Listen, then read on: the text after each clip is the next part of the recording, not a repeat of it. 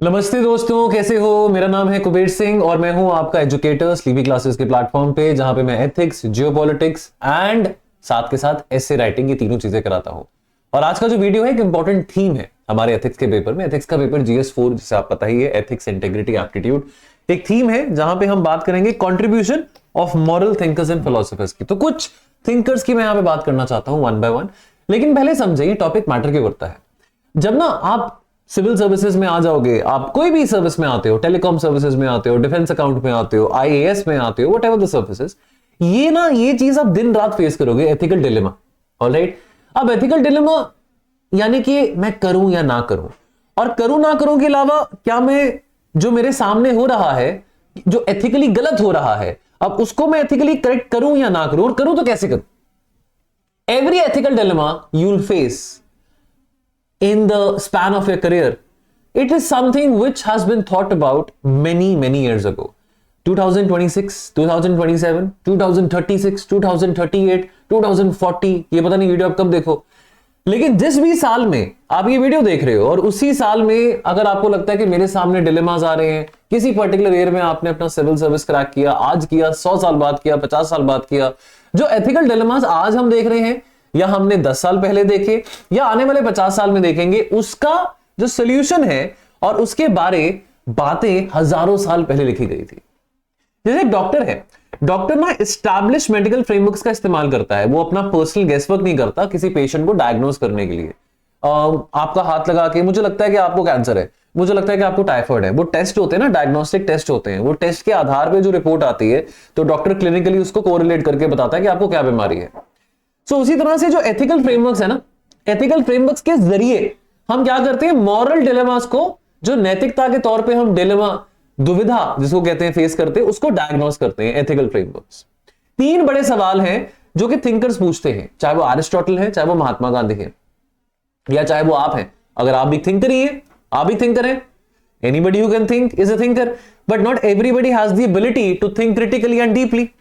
तो पहला सवाल यह है कि what makes an action right और wrong, the act itself, its consequences और the character behind it.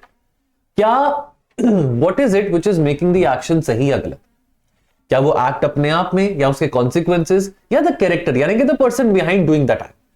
Morality कहां से आती है, नैतिकता कहां से आती है, रीजन से, ड्यूटी से, भगवान से, रिलीजन से, समाज से, कहां से, and how should I decide in a hard situation, ये तीसरा क्वेश्चन है। Every philosopher offers a different answer to this. अब हम बात करेंगे सबसे पहले एरिस्टोटल की। मेरे पीछे थोड़ा ये पीपीटी ऐसा बना हुआ है, एरिस्टोटल की बात करेंगे। एरिस्टोटल बात करते हैं वर्च्यू एथिक्स के बारे। वो कहते हैं be a good person, not just do good acts, be a good person, यानी कि बाय डूइंग गुड एक्ट्स आप नॉट नेसेसरली गुड पर्सन बन रहे हो। अब मान लो कि मेरी चैरिटी है, मैं चैरिटी कर रहा हूं, मतलब मैं चैरिटी चला रहा हूं, एनजीओ चला रहा हूं, लेकिन उसके बावजूद भी जो मेरे एक्शंस हैं, मतलब चैरिटी वाले एक्शंस तो ठीक है, मेरे एक्ट्स वहां पे ठीक है, लेकिन पर्सनल लाइफ में मैं बहुत ही करप्ट किस्म का इंसान हूं। मतलब मान लो कि मैं बहुत सारी करप्शन कर रहा हूं और उसी करप्शन से मैं चैरिटी चला रहा हूं। तो यानी कि मैं जो मैं अपनी जो ड्यूटी निभा रहा हूं, चाहे वो पब्लिक ऑफिस में, प्राइवेट ऑफिस में, करप्शन खा रहा हूं, अपनी पावर का, अपनी पोजीशन का मिसयूज करके उस पैसे को मैं चैरिटी में डाल रहा हूं, तो यानी कि मैं अच्छा इंसान तो नहीं हुआ ना, लेकिन मेरे जो एक्शंस हैं चैरिटी में डालने वाले वो बेशक अच्छे होंगे। तो कोर आइडिया क्या है, कोर आइडिया यहां पे आता है फोकस ऑन किरदार, नॉट जस्ट इंडिविजुअल एक्शंस। यहां पे ना गोल्डन मीन की बात करते हैं। गोल्डन मीन ये जो आइडिया है, this is holding that virtue lies between two extreme. For example हिम्मत दिखाना, करेज दिखाना, ये एक वर्च्यू है विच इज बिटवीन डरपोक यानी कि कावर्डाइज एंड रेकलेसनेस, यानी कि भाई हमको फर्क नहीं पड़ता, देखा जाएगा। नाउ करेज इज नॉट कि आप हाईवे पे 180 की स्पीड पे गाड़ी चला रहे हैं, वो तो आप रेकलेस हैं। And courage is also not कि आप हाईवे पे 20 की स्पीड पे गाड़ी चला रहे हैं कि मेरे को डर लग रहा है। करेज इज कि आप संतुलन के साथ चल रहे हैं, आप हिम्मत दिखा रहे हैं, नॉट दैट कि आप डरपोक हैं ना, बहुत ज्यादा आप रेकलेस हैं। Now relatable example, instead of asking was lying wrong in this one instance, Aristotle पूछते हैं what kind of a person am I अगर मैं लगातार झूठ बोलता रहूं।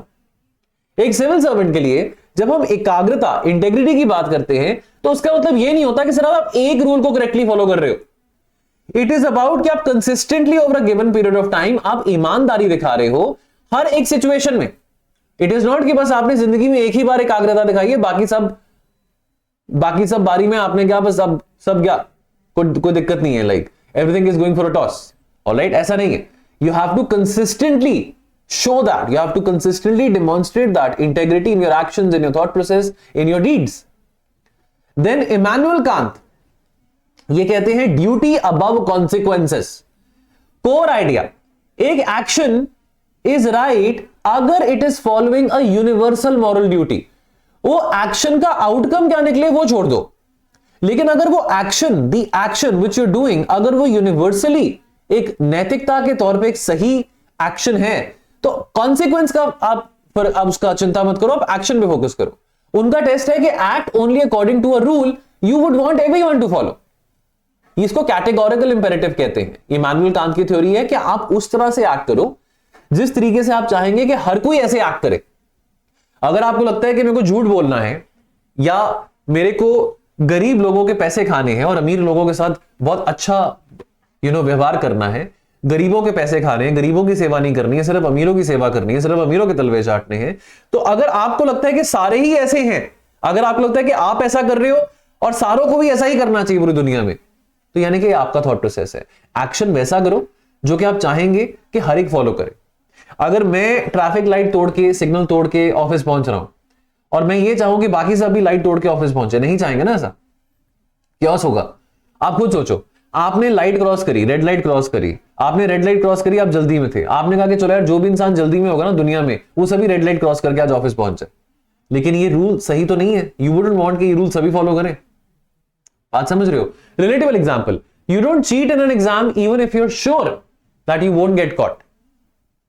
बिकॉज अगर हर कोई चीट करेगा कि भाई चलो पता नहीं हम पकड़े जाएंगे नहीं पकड़े जाएंगे, पूरा सिस्टम कोलैप्स कर जाएगा ना. देखो, हम चीटिंग करते हैं एग्जाम में या नहीं चीटिंग करते हैं, ये हमारा खुद का एक्शन है, हमारा खुद का नेचर है, हमारा खुद का डिस्क्रिशन है. लेकिन हम इस करके चीटिंग नहीं करते एग्जाम में बिकॉज यार हम पकड़े जाएंगे. और अगर हम इस करके भी चीटिंग नहीं कर रहे बिकॉज हमको पता है कि हम चीटिंग करें तो भी नहीं पकड़े जाएंगे, doesn't give us the license कि हम चीटिंग करते रहे. तो सिविल सर्वेंट के लिए यानी कि रूल्स फॉलो करो, सच बोलो, even when a convenient lie would be able to produce a better short term outcome. Then Bentham and Mill, यहां पे यूटिलिटेरियनिज्म की बात आती है, greatest good for greatest number. अब यहां पे नंबर की बात आ रही है. अब यहां पे कोर फिलॉसफी जो है बेंथम और मिल की, जेम्स मिल और जेरेमी बेंथम की, कि एक एक्शन को जज करो उसके कॉन्सिक्वेंसेस से. क्या वो एक्शन सब लोगों की खुशी को मैक्सिमाइज कर रहा है? क्या वो एक्शन लोगों की वेलफेयर को एडवांस कर रहा है? अगर वो कर रहा है मैक्सिमम से मैक्सिमम लोगों को, नॉट 100%, बट लेट अस से 80%, 70%, 90%, तो उस एक्शन को करो. A teacher spending extra time helping the whole class understand a concept rather than just one student who asks, benefiting the most people. देखो, अंडरस्टैंड वन थिंग, एक teacher है, उसने कुछ एक्स्ट्रा टाइम स्पेंड करा जहां पे वो पूरी क्लास की मदद कर रहा है कि वो कॉन्सेप्ट समझ सके, रादर देन कि वो सिर्फ एक बच्चे की हेल्प कर रहा है. मान लो एक क्लास में 10 बच्चे हैं, एक बच्चा कहता है कि मेरे को समझ नहीं आया, बाकी 9 बच्चे कहते हैं हाँ हाँ हाँ ठीक है हमको समझ आ गया, लेकिन टीचर को पता है कि 9 के 9 बच्चों को भी समझ नहीं आया है, तो टीचर एक्स्ट्रा एफर्ट डाल रहा है ताकि वो 10 के 10 बच्चे जो हैं वो समझ सके. यानी कि एक बच्चे का फायदा नहीं, 10 बच्चों का फायदा हो. एक सिविल सर्वेंट के लिए एक लार्ज डैम बनाना जो कि लाखों किसानों की मदद करे, even if it is displacing a few hundred families, क्या करोगे? ये डिलेमा आता आपके सामने. आपने एक डैम बनाया है, उस डैम का फायदा है कि इरिगेशन फैसिलिटीज लाखों किसानों के लिए अब वहां पे प्रोवाइड कर पाओगे, लेकिन उसके चलते कुछ लोग हैं, मे बी हजारों में, जो कि बेघर हो सकते हैं. अब लाखों का फायदा लेकिन हजारों का नुकसान. अब यहां पे जो यूटिलिटेरियन थ्योरी है वो ये कहेगी कि भैया डैम का फायदा लाखों को है, नुकसान चाहे हजारों को है, लेकिन फिर भी नंबर्स के मामले में लाखों को ज्यादा फायदा है. Mahatma Gandhi ethics of means की बात करते हैं. जरिया, आपका जरिया क्या है अपने आउटकम पे पहुंचने के लिए? अगेन ये थोड़ा सा रिलेट कर सकते हैं हम इमैनुअल कांत से. The means must be as pure as the ends. Core idea कि how you achieve something matters as much as what you achieve. आपका आउटकम, आपने क्या अचीव करा वो तो मैटर करता है, लेकिन आपने कैसे अचीव करा है वो भी बहुत मैटर करता है. एक गुड आउटकम, गांधी जी कहते हैं, अगर आप एक अच्छा आउटकम अनएथिकल मींस के जरिए अचीव करना चाह रहे हैं तो वो आपका आउटकम गुड नहीं है सही मायने में. For example, winning a debate competition by spreading false information about your opponent. आप जीत तो गए, लेकिन आपको भी पता है कि आपकी जीत बड़ी शैलो है, बड़ी हॉलो है, बिकॉज आप जीते कैसे हो? आपने अपने ओपोनेंट के बारे में फेक इंफॉर्मेशन प्रमोट किया, मेरिट पे नहीं जीते हो, आपको पता है। एक सिविल सर्वेंट के लिए अचीविंग डेवलपमेंट टारगेट्स थ्रू धक्काशाही और करप्शन ये रियल प्रोग्रेस नहीं है। इवन इफ अगर आपका आउटकम ये दिखाता है कि आपने नंबर्स अचीव कर लिए, see understand one thing, numbers achieve करने के चक्कर में आप नॉन एथिकल मीन्स फॉलो कर रहे हो, तो गांधी जी के हिसाब से और वैसे भी नैतिकता के हिसाब से वो सही नहीं है। कॉन्फ्यूशियस ये कहते हैं morality through relationships and roles. Ethics is not just about me और यू और about one individual, it is about fulfilling your role not only at your work place but also in your family and also in your society.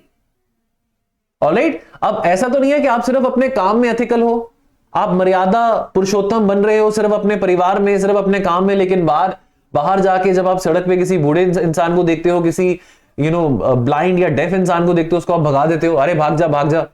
आप उनको ऐसे अजीब और गरीब शब्द से बुला रहे हो, अरे बूढ़े भाग जा, ऐसे तो नहीं बोलोगे आप। अपने जो एल्डर्स हैं उनकी इज्जत करोगे, उनकी सेवा करोगे, उनकी हेल्प करोगे ना। अब आपके सामने कोई और रिलीजन के लोग बैठे हैं तो आप ये तो नहीं बोलोगे कि नहीं यार मैं तो नैतिकता के तौर पे सिर्फ अपने धर्म के लोगों को ही प्रमोट करता हूं, बाकी धर्म के लोगों को नहीं करता हूं, ऐसे तो नहीं करोगे ना। Because you would want to fulfil your duty not only within your organization और योर ऑफिस और योर फैमिली और etcetera but also in the society.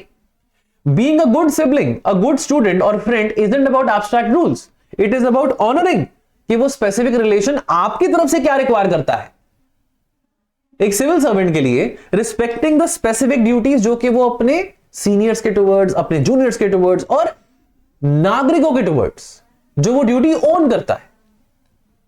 आप हर एक रिलेशनशिप को आइडेंटिकली ट्रीट नहीं कर सकते हो, आपकी अकाउंटेबिलिटी डिफर करेगी, पब्लिक के टुवर्ड्स डिफर करेगी, पब्लिक के टुवर्ड्स अकाउंटेबिलिटी है, सुपीरियर्स के टुवर्ड्स भी है, जूनियर के टुवर्ड्स भी है, लेकिन ऑफ कोर्स आपका तरीका हर किसी के साथ इंटरैक्ट करने का डिफर करेगा। But the core thing is that you as an individual public servant, you have to be accountable at all times to everyone.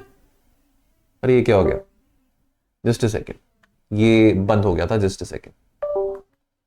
Okay, so therefore हम जब नैतिकता की बात करते हैं, नैतिकता में हम अपने डिफरेंट रोल्स निभाते हैं, as a father, as a mother, as a officer, as a private employee, as a student, whatever it is, हमारे डिफरेंट रोल हैं। हर एक रोल में हमको नैतिकता निभानी है, दिखानी है।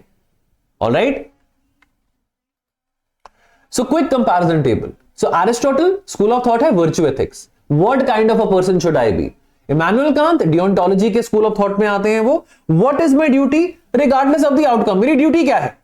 मेरी ड्यूटी है कि भैया मेरे को चालान काटना है, मेरे को चालान काटना है। वहां पे गाड़ी जो चला रहा है वो मंत्री का बेटा है या वो रिक्शे वाले का बेटा है, मेरे को चालान काटना है, वो मेरी ड्यूटी है, इररिस्पेक्टिव के आउटकम क्या होता है। कल को मेरी बदली होती है कि तूने मंत्री के बेटे का चालान कैसे काट दिया, कोई बात नहीं, मेरी ड्यूटी है। बेंथम एंड मिल यूटिलिटेरियनिज्म, भैया मेरे को ना नंबर्स हिट करने हैं, मेरे को ग्रेटेस्ट गुड अचीव करना है, मेरे को एक्शन के जरिए ग्रेटेस्ट गुड अचीव करना है। जहां पे लाखों का फायदा है और हजारों का या 100 लोगों का नुकसान है, कोई दिक्कत नहीं है, मेरे को फिर भी लाखों का फायदा ही देखना है। गांधी एथिक्स ऑफ मीन्स की बात करते हैं, क्या जो मेरे मेथड्स हैं वो मेरे नैतिकता से, मेरे मॉरल से मैच करते हैं। And Confucius relation ethics, what does this relationship require of me. Alright, now why studying multiple thinkers matters. No single framework is complete on its own. हर किसी का अपना थॉट प्रोसेस है, एरिस्टोटल का अपना है, गांधी का अपना है, और हर एक में कॉन्ट्रडिक्शन है। फॉर एग्जाम्पल बेंथम का जो थॉट प्रोसेस है यूटिलिटेरियनिज्म का, वो इनफैक्ट इन सिंक में नहीं है ना इमैनुअल कांत के और गांधी के। सो देयरफॉर हर एक किसी का अपना थॉट प्रोसेस है, हर किसी में अपने प्रोज एंड कॉन्स है। हर एक थॉट प्रोसेस में एक मैच्योर एथिकल थिंकर और एक अच्छा सिविल सर्वेंट वो मल्टीपल फ्रेमवर्क्स ड्रॉ करता है। सिर्फ ये नहीं कि मैं एरिस्टोटल के हिसाब से चलूंगा या इमैनुअल कांत के हिसाब से चलूंगा या जेरेमी बेंथम के हिसाब से चलूंगा। आपको ये मल्टीपल फ्रेमवर्क्स अपनाने हैं during your service, depending upon the situation. Rigidly तो आप सिर्फ एक प्रिंसिपल को अप्लाई करके 30-35 साल नौकरी नहीं कर पाओगे। A purely utilitarian view would suggest something XYZ, but a deontological view would suggest something ABC. So therefore balancing the both is better, so that आपको एक synthesis मिल रहा है। And one line takeaway, ये जो thinkers हैं they build the mental toolkit जो कि आपको रिक्वायर्ड है, आपकी रीजनिंग को, आपके लॉजिक को रिक्वायर्ड है, ताकि आप नेविगेट कर सके real life ethical dilemmas, including the ones जो कि यूपीएससी आपको देगा टेस्ट करने के लिए। सो देखो फ्रेंड्स, अगर आपको किसी भी किस्म की सहायता की जरूरत है एथिक्स में, तो आपको बताना चाहता हूं कि एथिक्स का हमारा क्रैश कोर्स चल रहा है और एथिक्स का हमारा फाउंडेशन बैच भी शुरू हो रहा है 2 अगस्त से। हमारा टोल फ्री नंबर है 1800-890-3043। आप इस पे कॉल करके और जानकारी ले सकते हैं। Thank you so much, take care.